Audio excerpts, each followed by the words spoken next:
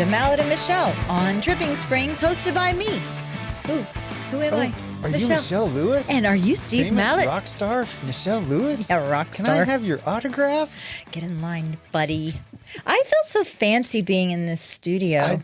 This new studio is not ever going to get old. I really love it. I do love it. Yeah. Thank you so much, Montana, for this And beautiful Capital studio. Farm Credit and Capital Farm Mallet Integrity Team. And Mallet Integrity Team, absolutely. Hey, our guest today, David Jones from Camp David Retreat, right here in Dripping Springs, up off of McGregor, is going to come in and visit with us, and he's also an appraiser.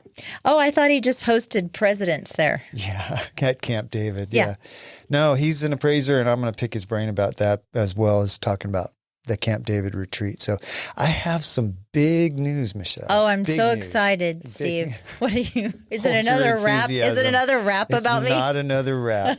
I caught that freaking armadillo that has been destroying my yard for 6 months. I know I've mentioned it on the podcast. This was the biggest armadillo I have ever seen in my entire life. Did you Dead shoot it or alive. and mount it above your fireplace? Holly would kill me if I shot it. I took it out off a creek road and released it in front of somebody's yard. Now, please send all complaints to malletandmichelle@gmail.com. That's okay, because whenever we catch a raccoon or something, we dump it at the Starbucks in Oak Hill. No way. That's what I should have done that with my armadillo. Well, because apparently they say that they'll travel, I don't know, what is it, 5 miles or whatever, so you have to dump it. This far away. armadillo is big enough. I think if you'd have dropped it at Starbucks, it would have gone in and ordered a coffee. Oh, That's pretty funny. What's that? I said, that's pretty funny. I was reading an article this week. The City of Austin Planning Department put out a report in the first week of September about the changing demographics of Austin. And there's actually some pretty surprising stuff that came out of that. One of the things, the biggest thing I took away, the population, so this was all based on census data from 2021 to 2020. The biggest thing was in 2010, the great population of the greater Austin area was 1.3 million. In 2020, it was 2.2 million. It almost doubled in 10 years, the Austin population. So what do they consider the greater Austin area? Are we considered greater Austin area? No, like we're the not. suburban? No, like we're is not. the ETJ? Do they consider? I think it's probably everything in the city limits in the ETJ, yeah. So, but anything like in another city, like not Bastrop, not Leander, this is Austin. Okay. So, and equally surprising, in 2020, the population was 2 million. So in 2019, it was 2 million. In 2022, it was 2.2 million. That sounds like a lot of math, Steve. You're hurting my head. Sorry, yeah. Well, and the population of Austin is aging. There's more old people here now. Oh, you should feel comfortable then in Austin. I fit right in. You should feel very comfortable there. Yeah, but Austin is still a relatively young city. The average or the median age in Austin, I know I'm getting to a lot of stuff here, but a median age is 33 in Austin. And in Texas, it's 35 years. And in the U.S., it's 38 years old. So we're a young city. You know, I'm going to say even with all of the current issues that we're having. Okay, so my neighbor Stu behind me, they're from California. I love them. I love these people. I adore these people. He was a battalion chief in Montecito County. They're great folks. Love him. But he follows the blotters all the time, and he's like, he will not go downtown Austin. He's like, he thinks you're going to get shot every time you go out there. We went to dinner a couple weeks ago. Well, if he thinks that, I would trust that. I made him go downtown, and I was like, look, there's a homeless guy driving a Ferrari. When he went down Oh, there, they I'm sure. totally 100% are always packing. But he said, now I don't know where he gets his information from, but he said crime has actually decreased this year 18% since the Texas Rangers and whatever the governor. I'm going to go out on a limb here and say that crime has not decreased. There's less police activity. There's less arrests because they don't have enough cops to handle all the stuff that that's is right. going on. But Governor Abbott, I think it was DPS or the Texas Rangers are now. So since that has happened, that's where crime has decreased. According to Stu, the back neighbor. But I think, didn't the city of Austin say they wanted to end that partnership with DPS because some people DPS was going into neighborhoods that had high crime rates to help clean up those areas, and people in Austin, and probably not people that lived there, said that's racist because those are minority neighborhoods. But that's where the crime was. And the people that live there that are not criminals want the cops to come in there and clean it up. So the city said, hey, we want to do away with this partnership because cops are racist, which I'm sick of hearing. If you could audibly hear my eyes roll in the back of my head, that's what it sounded like right there. Well, yeah. I actually could heard you take a big sip of your drink. How was that iced tea there, Steve? Is it good? Yeah, it's really good. Yes, thank you. I'm thirsty today. It was delicious. You got me on a roll there about that. I know. With all of the influx of people that are coming in here, there's so much that is being talked about the roads and traffic. And, everything that's going on in Oak Hill, I think everybody is waiting for something to happen here in Dripping Springs. And oh my gosh, can you imagine the beeping and moaning that is going to happen? Doesn't matter when that happens. It doesn't matter what TxDOT does. There will be some people in our population here in Dripping Springs that will complain about it. No matter if what. The rest of us are doing cartwheels. Ultimately, the goal is 0 stoplights all the way down 290 to 281. Right. So that's the ultimate goal. Right now, Oak Hill is phase 2. West to 12 is phase 3. I'm sorry, 290 west to, wait, is that right? Yeah. I'm sorry. Yeah. Oak Hill. From Oak Hill to 12 is phase 3. And then from 12 to 281 is phase 4. Okay. They're doing like these. I'll be dead by the time they get to phase 4, but that's okay. You will. So at least your grandchildren will be able to. I'll still be here. They'll be able to get to Johnson City. It'll be the ghost of Mallet and Michelle on Dripping Springs.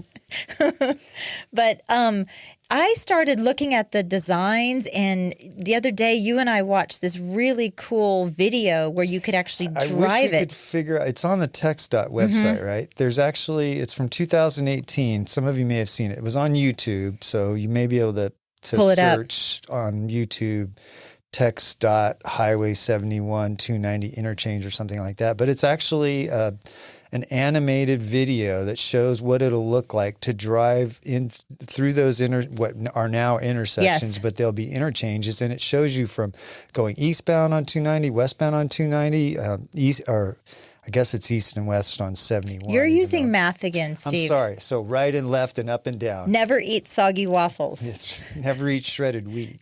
Shredded wheat? That's what it is. Never eat shredded wheat. Soggy waffles. Soggy waffles.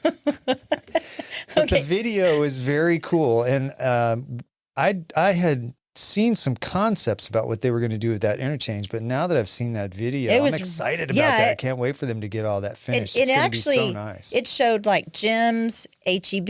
You could see where NXP is. You could see all of that. But further down in that video, or I guess on TxDOT, there's something called the US 290 Planning and Feasibility Project Limits Map. I found a little snippet, a little clip that shows where we're going to have proposed overpasses. So Nutty Brown, Belterra, Sawyer Ranch Road, Troutwine, Hayes Country Acres, and then what is this new road right here? Lost Pines or Lost Creek or Lost whatever. This new road that just happened where Dairy Queen used to be. I have a very confused look on my face where Dairy Queen. You talking about the new Shelton road? Parkway? No, the new road that they just built right there. Lone Peak. Yes, Lone Peak. Lone Peak. So those are all going to be overpasses. So we were talking about this a couple of weeks ago about how they were going to do that through Dripping Springs, and through some of the neighbors' pages, people are like, "Oh my gosh, there goes Founders, there goes McDonald's, there goes this, that, and the other." I think really, from what I'm looking, it may all be elevated. Which would be cool. And that's kind of what it looks like in Oak Hill when you go through that little animated video. So if you guys want to be able to do that, the description that you gave as far as how to search, literally, I'm not as sophisticated. I just said Oak Hill 290 mess. I don't know what I did with random homeless guy playing the Home Depot buckets on the side. So when I first got into real estate, this was like 2004. 200 years ago, I sold Thomas Jefferson's. I sold Thomas Jefferson's house. I was was working for a different real estate brokerage than we're working for now. And I was just trying to get my business going. You know, I had a year under my belt and I was doing some commercial stuff. And there was a shopping center at the corner of William Cannon. So this was 2004. William Cannon and 290. There was this shopping center, kind of had an old Western town look to it. And they were going to tear that down to make way for this construction that just recently started. So that was 2004. They tore that down. But I went in and to all the tenants and I said, hey, you guys are going to lose your space. I can help you find new spaces. And I helped them lease, like 6 of them, I helped them lease new spaces. But they tore that down then in anticipation of the construction that they just started, a year and a half ago through there? I moved to Austin, I think it was 1994. Yeah. Oh my gosh. Have I been here almost 30 years? Yeah, Holy cow. I was 2 when I moved here. But they were even talking about it then because Todd worked at Motorola. My husband worked at Motorola. And right at William Cannon, 290. So, right there. But then there were talks because of the cemetery that is right there. Forest Lawn, or I think Forest, whatever it's called. There's a cemetery there? Yeah. There actually used to be a Taco Bell and an old cafe right there too. Wasn't there a grocery store there in that Oak Hill area at one point too? I don't know. There was we sound like a couple of people sitting around in a cafe having coffee. Yeah, I remember I got my gout, and when I had my, I know you've seen this in the news. The administration's about face on the border wall just recently. Oh, wait. Okay. So listen closely. You guys are going to hear my eyes roll again. Okay, go ahead. Because I'm they're going to get stuck there. I know. Well, I'm a border girl, so I pay very close attention. I have family that live down there. I'm a RGV girl. So yeah. Rio Grande Valley. Yeah. Yep. So the wall that they're going to start building again is totally different than the wall that they were going to build, right? Well, no, I think it is. It's in Starr County, which is kind of Rio Grande City area. Yeah, funny. Yeah, I just listened to an interview this morning. Starr County mayor was on there. So talking about it. So it's been interesting to see, and I love watching politicians lie. Oh, you mean talk? Being caught. You mean just talk? Yeah, actually, I should say I love watching politicians' lips move because then you know they're lying. But so the current administration has finally identified that illegal immigration is an issue. And so now they're saying, hey, in this one particular place in the Rio Grande Valley, we're going to go ahead and put up a wall, even though we don't think it works. Yeah. And so now the administration is starting to say, the reason that the wall has to be built is not because we believe it'll work or we think it'll do anything about immigration. It's because in 2019, Congress allocated this money and we have to spend it.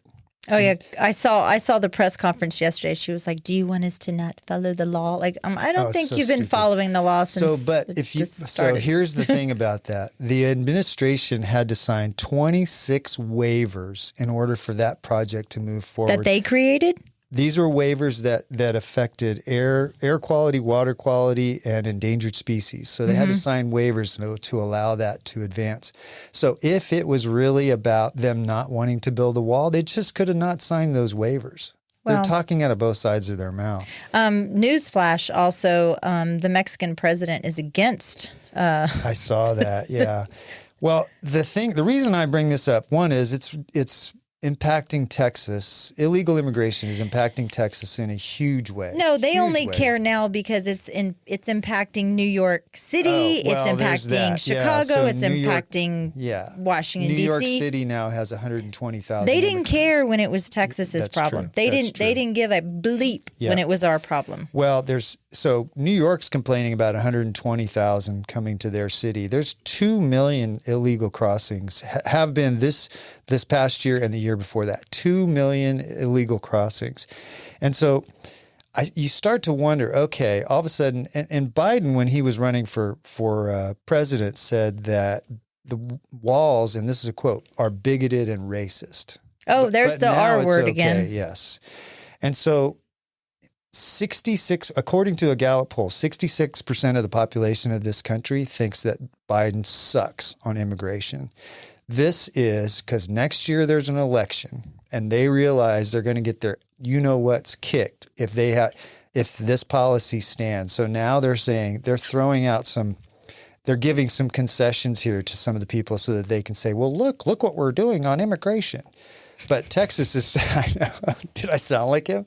You did, no, you didn't stop mid-sentence and forget what you were talking about. Yeah. You actually, Or garble my words. yeah, lion, dog, pony. But to follow up on that, I want to know, I want to see what's going to happen in the next year, because a lot of this country thinks that this administration's policies are terrible. And I think that the administration's waking up to the fact that they're not going to be able to continue to have some of these and keep some of these in place. I hope so. I think they're going to roll some stuff back. Maybe that'll spark some of the economy a little bit, even though the news media is continuing to say the economy is doing so strong. I really hope so. Pulling out the voices. I don't even recognize this country anymore. And I have a child that's serving our nation, and I come from a military family like you do, and I think this is just disgusting what is going on, and we are sending money overseas when there's people continuously, hurting in this country, and it's just disgusting. And when you look at the polls, people aren't talking about sending money to Ukraine. What they're worried about is the economy, and what they're worried about is the border security, because it's now touching every little facet. Inflation. Gosh, what are interest rates right now? What by the time this airs is what today, are they at 11% now? I got somebody, Mike Coble, who's been a guest, sent us a text today saying, actually, I probably shouldn't say, but it's I don't want to give an exact number because I'm not supposed to do that, but it's over 7.5 right now. Yeah, 7.5% for 30-year fixed. Yeah. Well. Yeah, I know. This historic, blah, blah, blah. Okay, so. Yeah, well, the economy sucks. And the whole reason interest rates are so high is because of inflation, which was caused by the massive spending that the current administration put in place along with Congress, a couple years ago in response to COVID. Oh, geez, your eyes did that thing again. Well, speaking of massive spending, Steve, I have massively spent so much money, and I am so depressed about this because I don't know if you know this about me. Are you talking about my credit card? Yeah, your credit card. I'm a tooth judger. I look at people. The first thing I notice is their teeth. And Holly says that too. I have always taken very good care of my teeth, but I'm also But I'm also a teeth clencher. And whenever I get stressed, I clench down. Well, about a month and a half ago, I had a horrid kidney stone attack, and I must have clenched so hard, I cracked 2 of my teeth. Jeez. And that was not something we were expecting. So I was like, okay, well, we're just going to use our insurance, because I went to the dentist and they said, oh, no, this is an emergency. Like, you have to go to the oral surgeon. And I've been to the oral surgeon before with the kids when they got their wisdom teeth taken out, right? So I'm thinking, okay, this is going to be covered, blah, blah, blah, by my Blue Cross Blue Shield. No, it's not. It's not covered at all? It's covered by my dental insurance, but it's only like up to $1,500. But, so I started doing some research on what a scam dental insurance is. And did you know that prior to 1840, guess who, or besides just having wooden teeth, if you had teeth problems, where do you think you would go? This is very interesting. To the veterinarian. To the veterinarian. No, you went to your barber.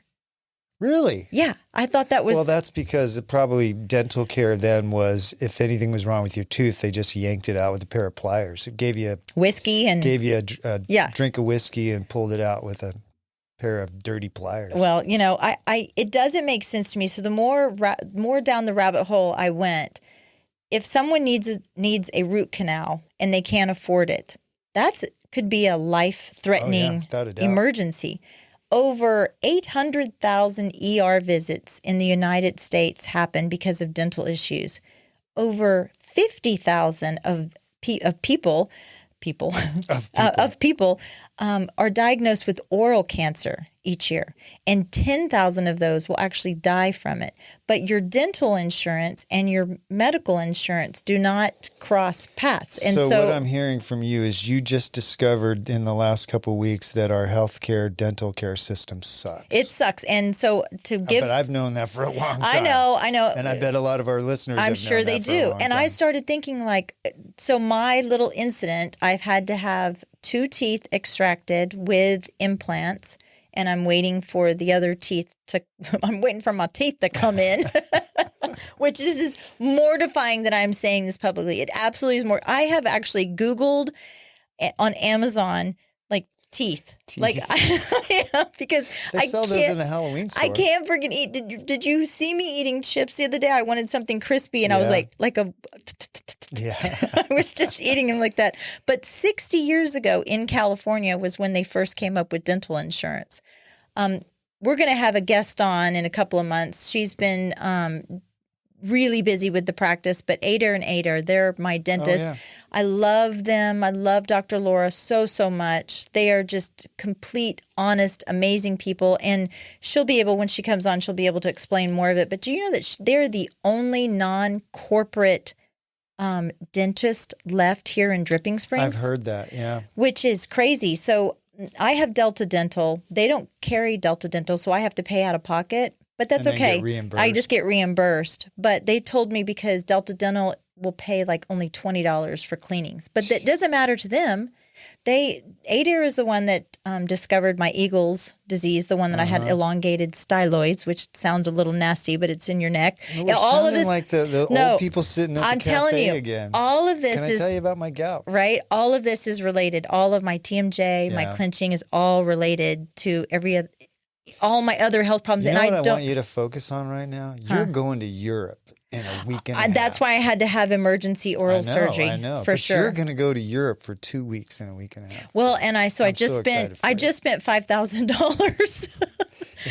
It always comes at the worst time. As a matter of fact, while this is being aired, I am actually in Rome. So I'll probably be at the Colosseum or, I don't know, having a glass of wine. I will be in my office. You will, in the fetal position. Away, the fetal position. But, I just have to say that it's a scam like everything else is. The older you get, the more... Healthcare in this country needs a major overhaul, and we won't get it anytime soon. I'm becoming more and more just like my dad sitting on the yard and go, get off my lawn. I've been there for about 15 years. So, well, I'm sorry that you had that whole experience, and I hope you get your teeth fixed up real soon. I'm sorry, and I'm sorry to our clients that I texted while I was on codeine. God, I had to tell you, stop texting. Oh. All right, let's take a little break and get David Jones in here from Camp David Retreat. Proudly sponsored by... At Capital Farm Credit, they understand that owning land is more than just a transaction. It's a legacy, a future, and a place to call your own. For generations, Capital Farm Credit has been the trusted lending partner for land loans, farmers, ranchers, and rural dreamers just like you. Their personalized loan solutions cater to your unique needs, making the journey to land ownership smoother than ever. Capital Farm Credit, your land, your legacy. Visit CapitalFarmCredit.com or Mark Rutledge at 512-892-4425. Capital Farm Credit, an equal credit housing lender. Interior design should be an investment in your life and home. Let M. Elliott Studio transform your space, where interior design meets excellence in Central Texas. Beyond just selecting colors and furnishings, team principal and owner, Montana Elliott, is a trained and licensed interior designer. With her knowledge of architectural principles, building codes, space planning, and design theory, her team will work with you to understand your needs and lifestyle. From concept to completion, M. Elliott Studio is committed to enhancing your space with a timeless and classic style. Ready to redefine your space? melliottstudio.com, 512-781-0224. This portion of the show is brought to you by the Mallet Integrity Team of real estate professionals. They are based in Dripping Springs and bring you over 45 years of combined experience helping people reach their hill country real estate dreams. When you want the best in town, call them at 512-829-2062 or look them up at malletintegrityteam.com. And now, here's Steve and Michelle. And we're back with David Jones of Camp David Retreat. Welcome to the show. Thank you. Yeah. How you doing today? I'm ready to go. I just got off of a 2-week vacation. Oh, man. Where'd you go? Well, we went to England first, went to London for 4 days, and then we went to Normandy. Oh, you did? For 4 days. Oh, wow. It was really neat. And then we went to Paris for 4 days. Oh, my gosh. Okay, That's so a trip of a lifetime. I'm going to Paris in 2 weeks. How are you? Is there like a bed bug infestation going on there right now. I read that on the news, and it's like everywhere. You better check your suitcase, David. Yeah. This is all about Michelle. It is. It all about your Nothing suitcase. else matters but Michelle's comfort. Absolutely. David, is your wife English? No, she's from Kansas. Okay, wait. Who was I speaking to on the phone that has an English accent then? That's Wendy. Okay, Yeah, Wendy. she's from South Africa. Oh, is she? Yeah, mm-hmm. And what does she do with Camp David? She's a general manager, and she's Okay. great. Okay. Well, she helped set all of this up. Yeah. For sure. So let's talk. First of all, I want to get to know you a little bit. Where'd you grow up? I grew up in Northeast Louisiana. My father was actually a sharecropper, which is about the lowest that you can get and the poorest in the poorest county or parish. And but I never knew I was poor. You know? Oh, is that right? So, but I was, of course, the first one to go to college. And it's like, hey, why do you want to do that? But, it worked out. Did your dad say that? Why do you want to go to college? Oh, yeah. You shouldn't be doing that. Why are you doing that? But so then I started working after college with Brown and Root, which is a construction company out of Houston. Moved around a little bit there, and then I moved to Texas in 1972, and been in Texas ever since, except for 2 years. Then I went back to the family farm and then came back. So okay. And why did you want to go to college where previously in your family nobody had? What changed? What drew you to go to college?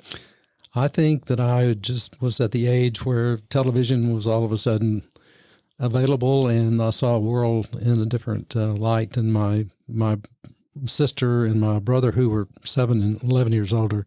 So it really made a difference. Yeah. What kind of farm? You said you grew up on a farm?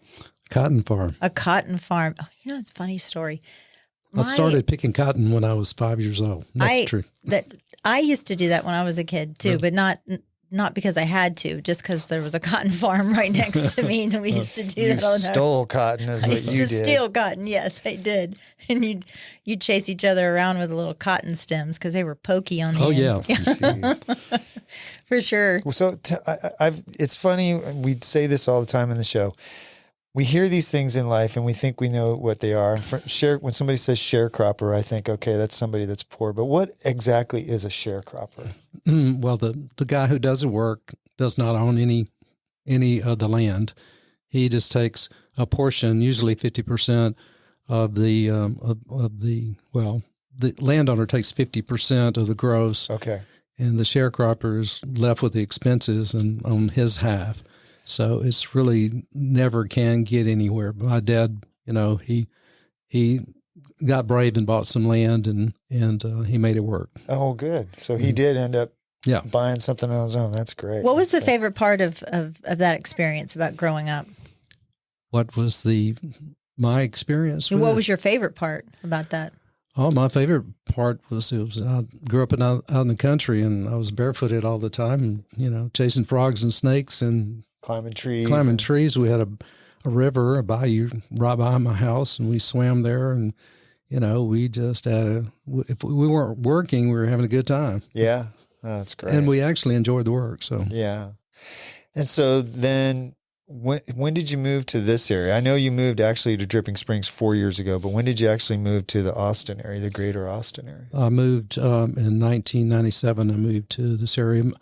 I was living in Corpus. I started my career in Corpus Christi, and my kids went to school up here to Texas State, which was Southwest at the time, and University of Texas. And my wife and I used to come up here all the time to visit with them, and we loved it, so we moved up here. That's great. Did the kids grow up in Corpus? Yes, they did. Mm-hmm. Did you like it, Corpus? I liked it okay. I thought it was a pretty good business town. Yeah. Yeah. And we went to, the kids went to Cal Island. Oh, they did? Yes. Okay. Yeah, every time I go down there, I can't wait to come home. Well, today's weather reminded me a lot of Corpus, the humidity. No. Oh, yeah, that's sticky. It was yucky. And so this Camp David retreat, where did the idea for this come from? Well, I sold a piece of property and had some money, and I did a 1031. I was looking for a 1031 exchange, and my wife of 42 years passed away, and I met a lady from Dripping Springs, and she and I got married. And this guy that took care of our dogs, he told my wife, he said, I'm putting my place up for sale. My wife and I are getting divorced, and I never really seen it because he would come and pick up our dogs, which was great. Oh yeah. And then in his van, and he would take them out there, and then and when we got home, we would call him and he would bring them back. And so, but my wife had been out there and she said, you should go look at this. It has some potential, and you're looking for something.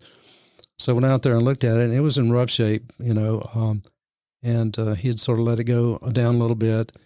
And so I sort of went, okay, what can I do with this?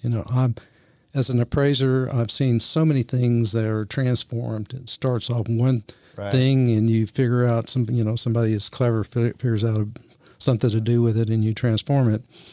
So my very first thought was a long-term rental. Then I started thinking, the things I'm gonna have to do to this and the money I'm put into it, I just not really going to work for a long-term rental. Yeah, probably not enough income, right? Right. So then my next thought was, well, we can support the wedding venues around. We have one right next to us, Vista West, and we'll support their bride and groom's family can stay there on weekends and things like that.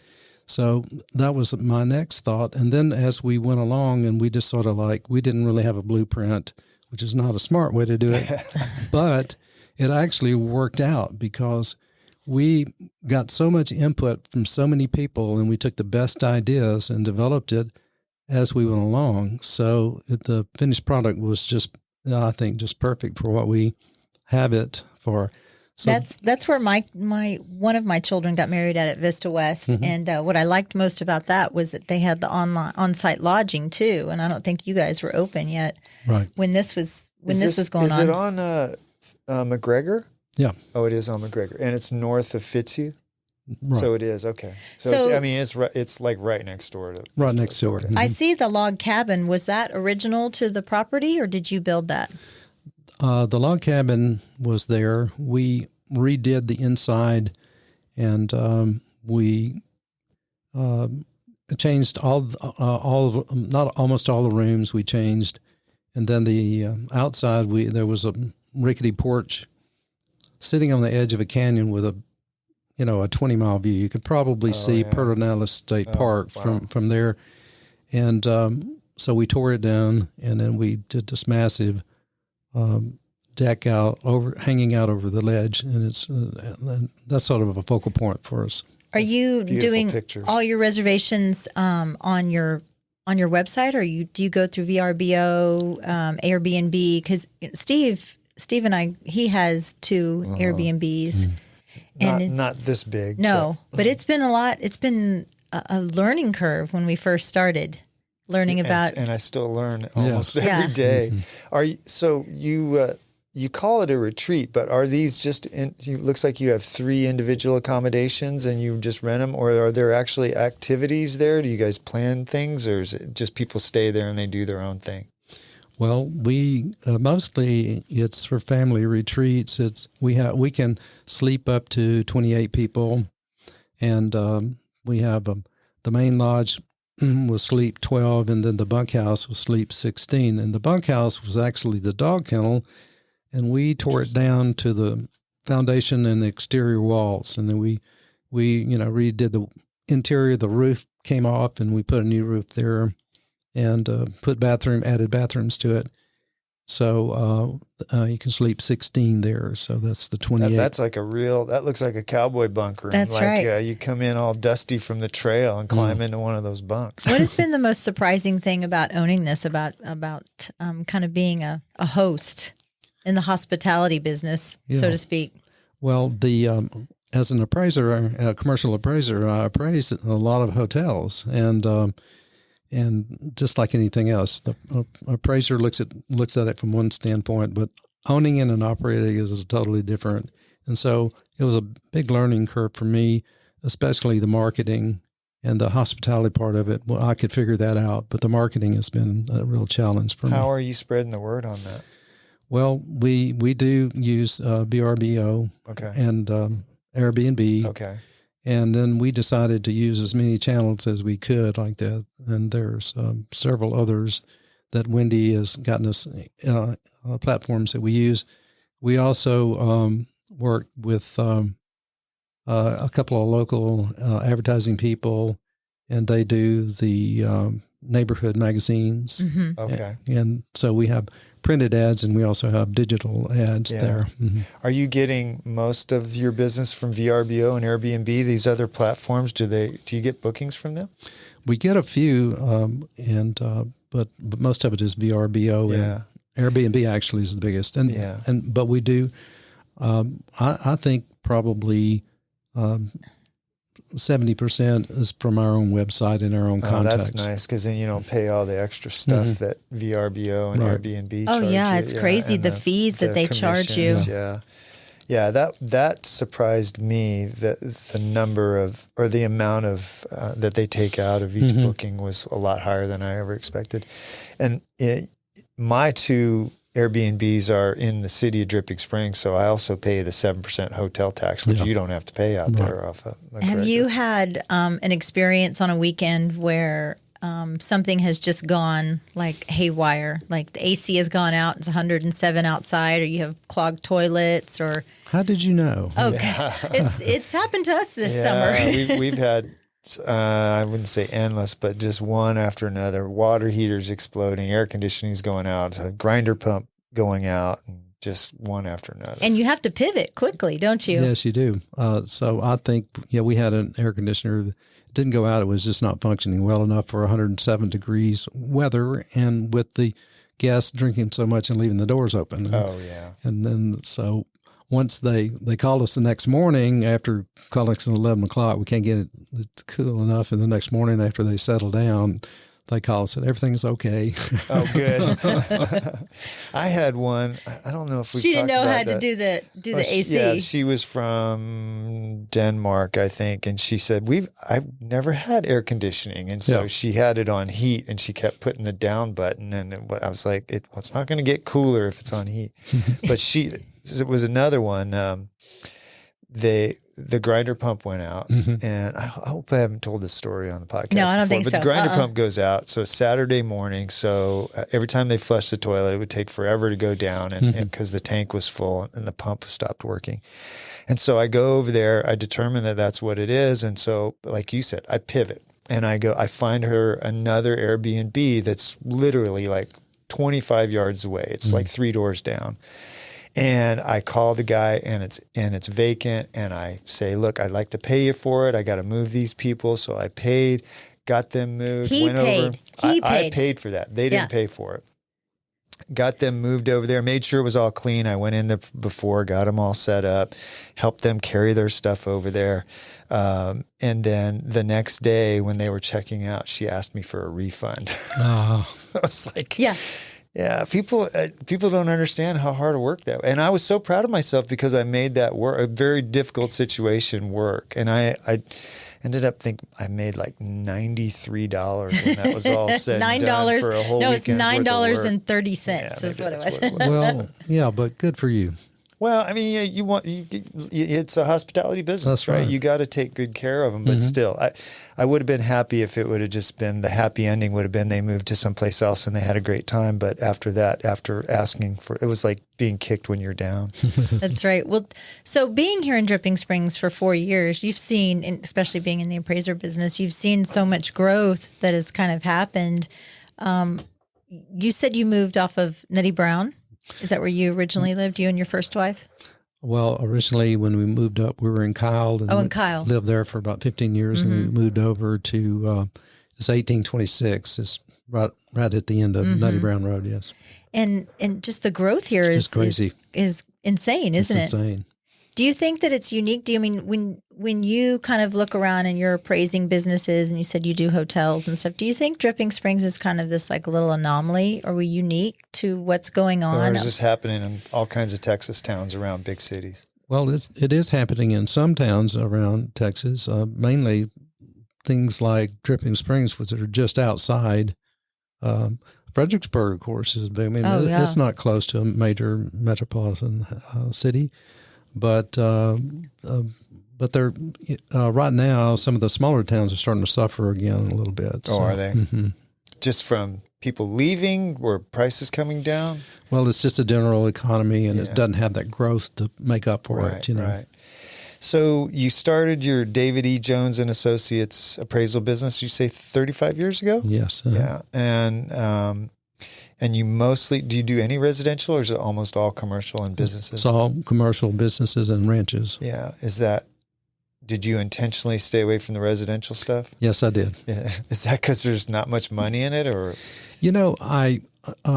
Before I got into the appraisal business, I was in commercial, and so I understood it better, honestly. And it was like I just had an interest in it, and I know, like my daughter, she can walk into a house and she can remember everything there, and I don't have that.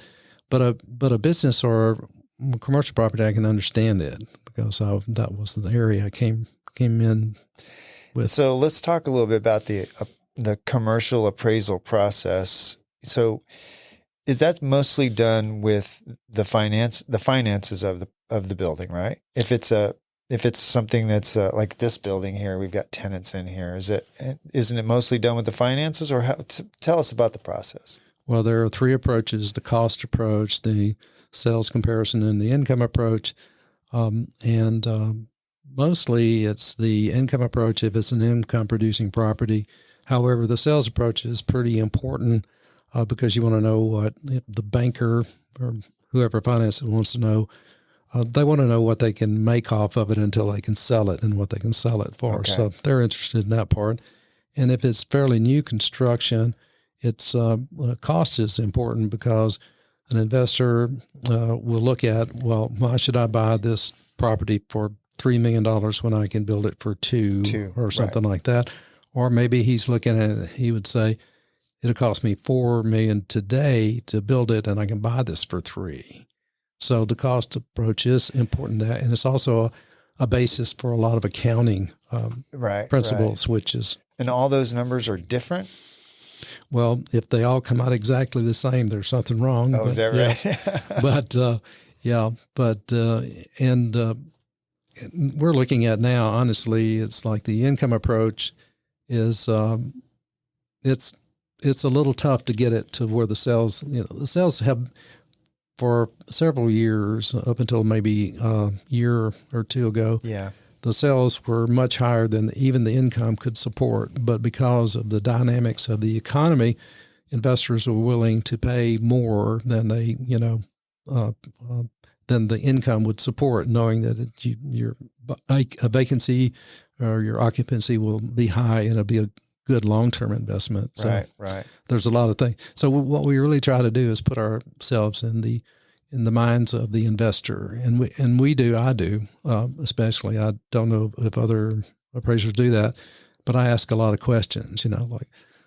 Why did you buy this property? Do you have any regrets? What would you have done differently? What is tell me truly, what is the problems? What's pluses, minuses, and all that? Yeah, it seems.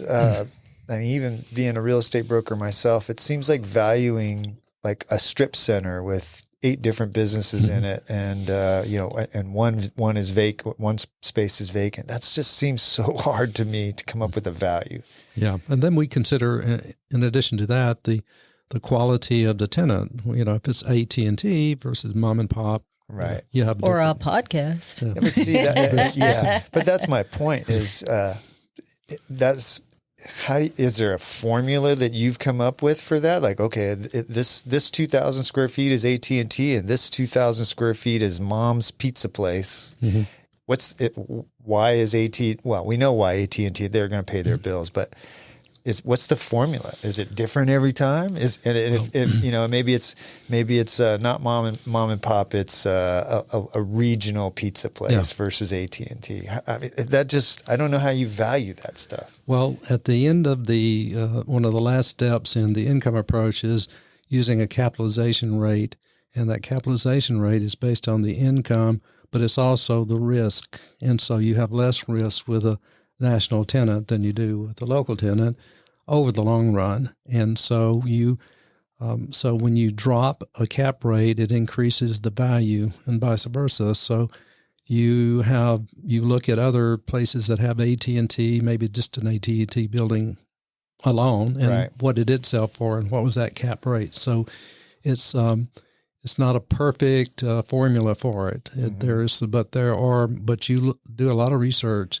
and we have a lot of information available, so we can study, we can support. And where do we you have get to all support. that information? Is it like CoStar and companies like that? Yeah, exactly. CoStar is one of the better ones, and then of course you build your own in-house file too, and so you of sales that you maybe have worked on or that people have told you about. Retail space used to be really hard to come by here in Dripping Springs, and it seems like there's more and more retail areas or commercial areas that are available. Yeah, you want to speak to that? Well, it all has to do with growth, and there's a saying about the commercial will follow residential too. So Dripping is still continuing to grow houses, and so if there is a lag, it will catch up. I would hope that TxDOT would pay attention to that as well, as far as the traffic patterns. I mean, given the fact that we are on 290 also, and you would want your business to be very accessible as well. Yeah.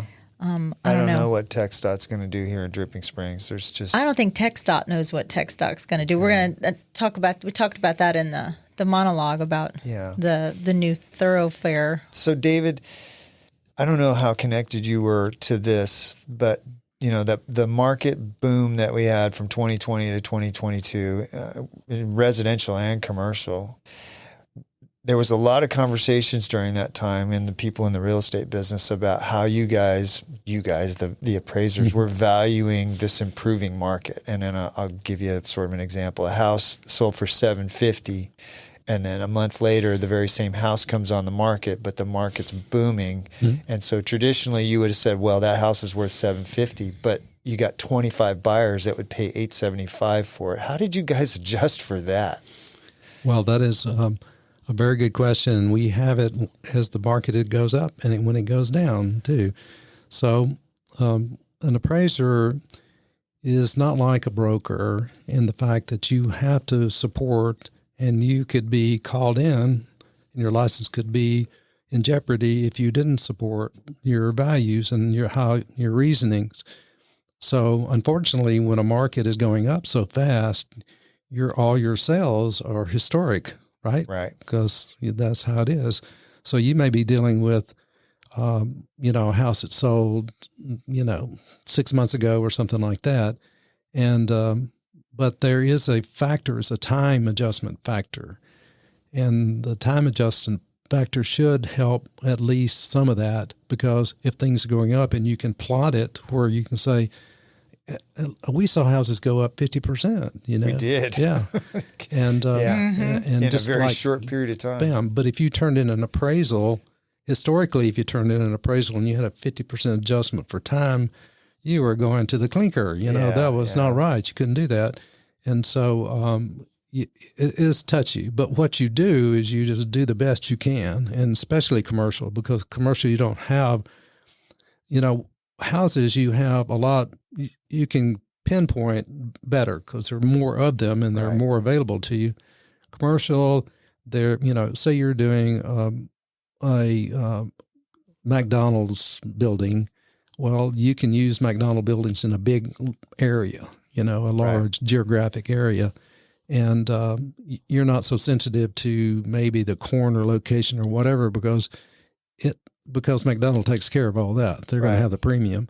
So, and so it's a lot of difference, and that's, but at the same time, it's like a task that you have to do. If you're assigned to that task, and if that's what you do for a profession, you just wade through it and do the very best you can and support all your conclusions. Do you sometimes turn those appraisals in and the bank calls you and goes, David, what's going on here? What are you thinking? Yeah, what are you thinking? Does that happen sometimes? Well, I think you're sort of saying that they think the value is too low, right? But But I have had bankers tell me, whatever you come up with, we trust you. You know? That's good. And that, we want to protect our shareholders also. So if you're saying, the guy's telling us is worth $2 million and you're coming up with $1.5 million, he's just going to have to come up with more money down, And so, but you do get a lot of that, especially when an exploding market, I call it exploding market, you're pressing and they've got, and then they say, well, what about this sold over there? And you say, we're in Texas, it's a non-disclosure state. I got everything I had available to me. And if you knew about that, please. And then you're faced with, should I change the report to take into consideration something I didn't know at the time? Or do you say, too bad, buddy, whatever? And I know some of my peers, say, yeah, it is what it is. Yeah. Keep going. I'll always try to say, okay, here's some new information. It happened today, actually. My son is also an appraiser, and he was working on some property. And he said, I turned this appraisal in, and it was, then I found out this, and he said, I think I should go back and, tell him. I said, well, make sure he understands that you didn't ignore it, that it's something new that came in, and you're nice enough to make a change, because sometimes. Was this a sale that he just came across that changed the value one way or the other on this appraisal? It was some data they had tried to find on infrastructure improvement. Okay. That didn't come in time to get it out at the agreed upon date. So it came in afterwards, and he said, what should I do? Of course, he's better at this than I am. Yeah. And I said, well, we talk so we can confirm our, and I said, you should go back and do it right. And, if you're willing to spend the, unpaid time to correct it, you should correct it and do it and move on. So that's what he did. I see that you talked earlier about your children, and on your bio, you said that all 3 of your children were born within 27 months. And you told us before we started recording that all 3 of your children are now in the same business as you. Yes. How did that happen? That's pretty rare. So what I think is after college, they couldn't find a job. So they came to work for Dad. So they came to work for Dad. No, I mean, they did find other jobs, but they chose to work with me. And I guess I was just too easy on them when they grew up. I had them working for me. They would work in the summer months and go do research. And my son even talks now, well, yeah, you made us go down to the courthouse, and we had to look up these big ledgers, and they had to do this and that and the other. Now we can just go online and get all this stuff. So when we have your son on one day, and your story was, I'm a son of a sharecropper, your son's like, yeah, I was the son of an appraiser. That's what it is. I think we might have a third generation. I think one of them might get into the business. Really? Oh, yeah. Look at that. Well, I feel I have the sense that you're very family centric, that a lot that you do revolves around your family. And you talked earlier about your wife of 42 years. You lost her, and I'm sure that was, very hard for your family. But then you started over again. You found a second chance. You found new love, you're traveling and but I think it's funny in the sense that your name is David Jones, and there's a little play on words. We were talking about Steve and I all week. We're like, we're going to have Davey Jones on, Davey Jones Locker. But then is that ever? Oh yeah, all the time. I'm sure that's not the first time you've heard that. But the fact that you named your retreat Camp David Retreat, have you gotten any kind of legal pushback, any kind of or any kind of misunderstanding? I mean, has any, I don't know, ex-president showed up at your door? How did you know that? I just, I have. So I tell the story at the chamber that that all of a sudden we heard this helicopter, and it was like this big helicopter, and he landed out there. And it was President Biden. He'd gotten confused of which Camp David he went to. But, I like where you're going with that. But it's not very much of a stretch. Right. So far, it was like, what should we name this? And we thought about all kinds of things, cliff overlooking whatever, canyon, and all these things. And so, I actually did an appraisal on Camp Lucy one time when when it was one of the very first, when Whit was putting it together. And so I just and I never Camp Lucy, that's a weird name, And so I just came across in my mind, clicked in Camp David Retreat, and I said, I bet I can't get that name.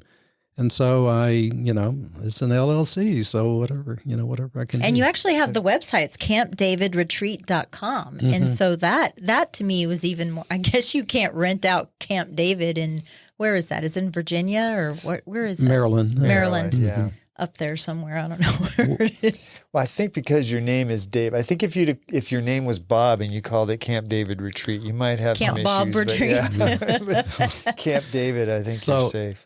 If you see a name change, it's because they, let me know. Yeah. Well, you can, if you get that letter, you should frame it and put it up at Camp David for people to see. Right. That's right. Do you how many times have you personally and your family stayed out here? So my family, my son, who is an appraiser, his wife graduated from nursing school, and she and her colleagues stayed there. And then we have used it for Easter and things like that. Now, last Thanksgiving, my wife's family used it.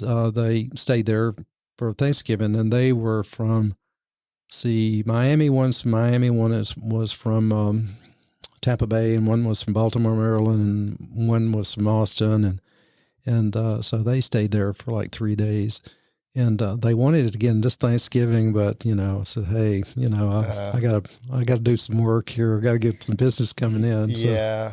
Well, yeah, the freebie ones. Those that was early on. Yeah. Are you making money on the place yet? I'm doing better than I thought I would. Yeah. And I'm doing better than, if I looked around me, I would the wedding venues are hurting right now. Yeah, they are. And some of the, VRBOs or whatever.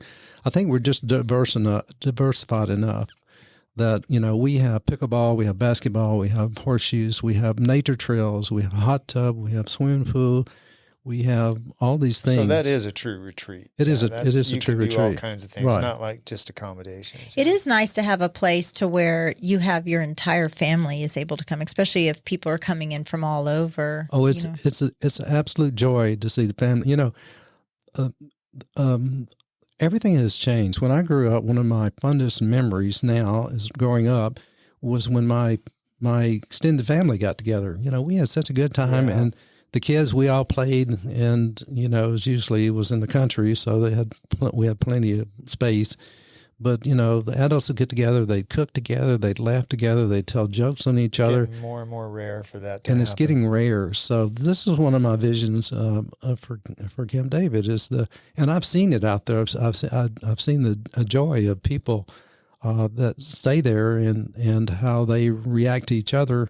I went out there one day talking about, repair. I went out there one day and to fix something small, and the guy was still there, and he said, man, I said, how was it? Did you have a good time? He said, we had a ball. He said, it was so relaxing. He said, the kids, so the courts, the pickleball courts and all are lit, they have lighting.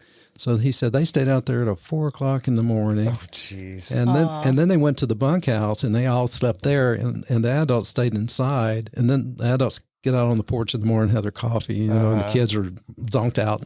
And but it's really an opportunity for families to get together and to, form memories and we need to get back to that, don't we? Yes, we do. And you talked about going out there for some minor repair. You probably are doing things that you probably never thought that you would be doing. I was thinking this yesterday when I was dragging out garbage cans from the two of mine to put them on the curb so the trash could be picked up today. It's like I always thought, well, this isn't my job, but it is my job now as the owner of a short-term Well, now you're rental. a grinder pump extraordinaire well, I know. guy. Yeah, the stuff that you end up doing, I got to go buy toilet paper. I got to go buy whatever. It's the business of the job. It's the business of owning short-term rentals, but also real estate too. When people say, well, what do you do for Steve? And I'm like, my title changes. It's like whatever. By the minute. Whatever you need me to do. Yeah. Today you were trying to figure out how to ship some wallpaper back to Italy for $200. I know. Whatever it takes. Yeah, my short-term rentals, I would say, would have called them highly profitable this year, done very well, except for the $20,000 worth of unexpected expenses that we had, between the air conditioning and the grinder pump and the water But then heater. you've talked about also if you had tenants that were in there, That's you'd the still big- have the same issues if And you actually, rented it out. On my end, because mine are just single family homes, if I put long-term tenants in there and I was really picky on who I put in there, even the best tenants don't take as good a care of it as you would as an owner.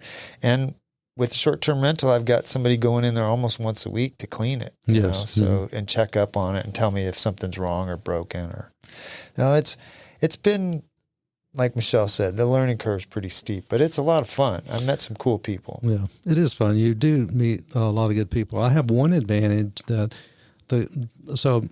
my good friend, my wife has used this guy. He's an architect and a builder. And he built her office building in Del Rio before they moved up here. And he helped me. He was the general contractor and an architect.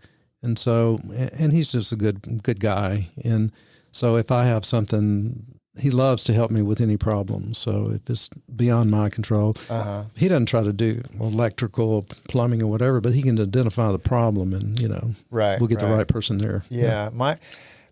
I never really realized the timing, but because everybody stays on the weekends, it's always the big problems happen on the weekends because that's when there's people there. Like I had a water heater literally explode, like the top peeled off it. And I called a company and they were open on Saturday and they said, yeah, we can get somebody there. And he came out and he said, well, you need a new water heater. I was like, yeah, pretty obvious. And he goes, yeah, and it's a 65-gallon water heater. He goes, yeah, it's because it's Saturday. It'll be $5,800. And I was like, Yeah. What? What? Yeah. And I said, no, I'll just tell them I'll give them a small refund and they're going to have to take cold showers. And that ended up, they were perfectly fine with that.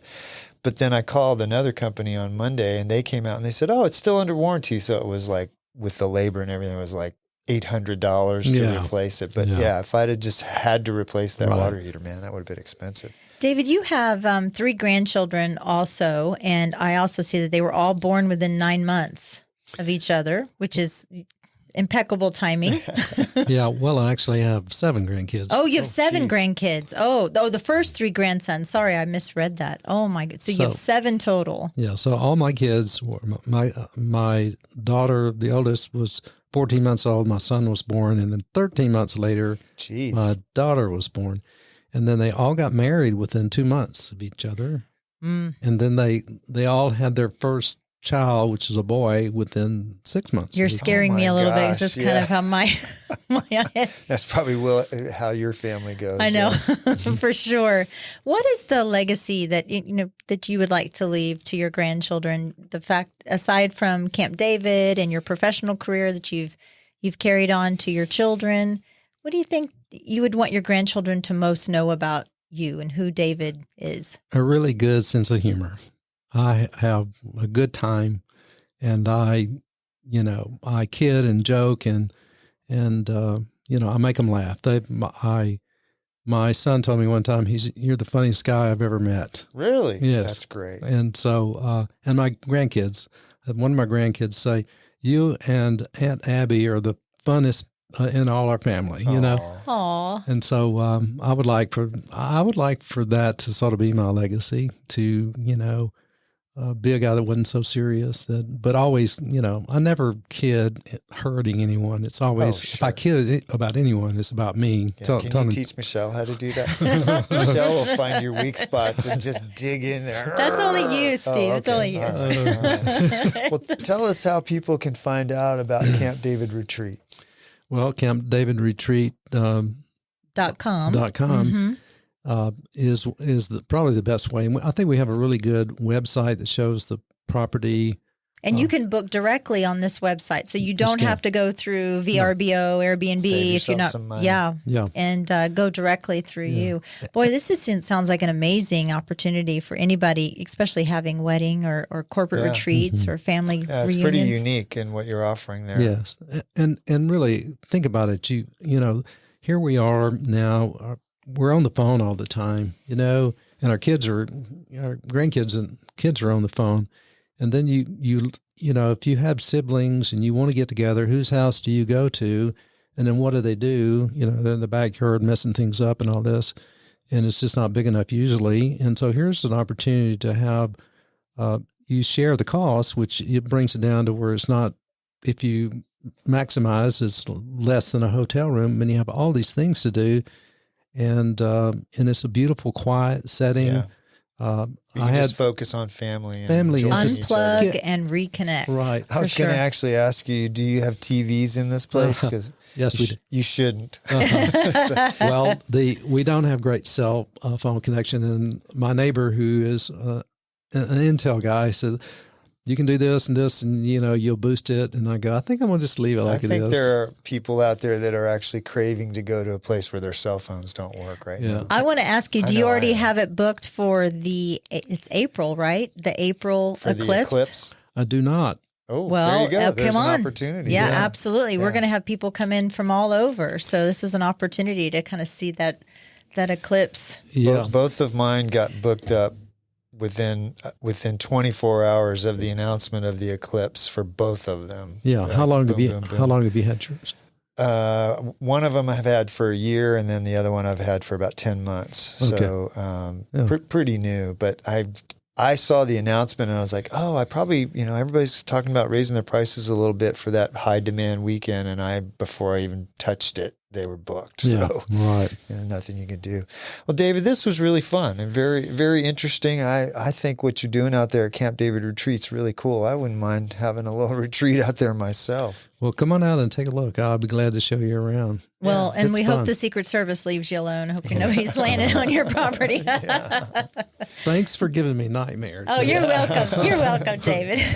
Take care. Yeah, well, thanks for coming in, David. Thank you for having me. Ready to turn your land dreams into reality? Look no further than Capital Farm Credit. Need a loan for your perfect piece of land? Capital Farm Credit is there for you. Their dedicated team will tailor a loan to fit your unique needs because your dreams are their priority. Capital Farm Credit, your land, your legacy. Visit capitalfarmcredit.com or Mark Rutledge at 512-892-4425. Capital Farm Credit. Together, we're better. Capital Farm Credit, an equal credit housing lender. Elevate your living experience with M. Elliott Studio, your trusted partner in interior design, registered and licensed by the state of Texas. You want your home to reflect your personal style and identity. Investing in a well-crafted design doesn't just beautify your home, it enriches your life. Team principal and owner, Montana Elliott, understands the profound impact of a thoughtfully designed space. From remodeling to full design, M. Elliott Studio is the first step to unlocking your style. Turn your aspirations into reality. Tailored to your taste and desires, M. Elliott Studio will work to create an environment that embraces your style with style.